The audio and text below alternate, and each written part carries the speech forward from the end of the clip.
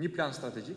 Kreu i Bashkisë së Tiranës Lulzim Basha premtoi se do të lihen më një anë konfliktet politike dhe institucioni që ai drejton do të bashkëpunojë me njësitë bashkiake, të cilat drejtohen nga të majtët. Këtë deklaratë kreu i Bashkisë e dha gjatë një takimi me banorët e njësisë bashkiake numër 6, ku ai shpalosi projekt buxhetin me investimet për vitin 2012. Lufta politike i solli një kosto shumë të madhe Tiranës.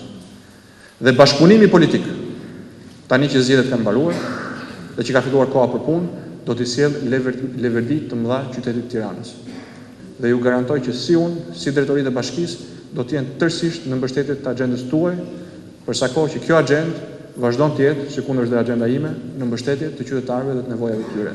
Basha u shpreh se gjatë vitit që vjen, investimet do të shtrihen paralelisht në të gjitha zonat e kryeqytetit. Në projekt buxhetin e vitit 2012 në qendër të programit janë investimet infrastrukturore, si dhe ato sociale. Sa i takon investimeve në njësinë numër 6, programi parashikon në rikonstruksionin e disa akseve rrugore, ndërtimin e një kopshti për fëmijë, si dhe një shkollë 9 vjeçare me kapacitet 900 nxënës.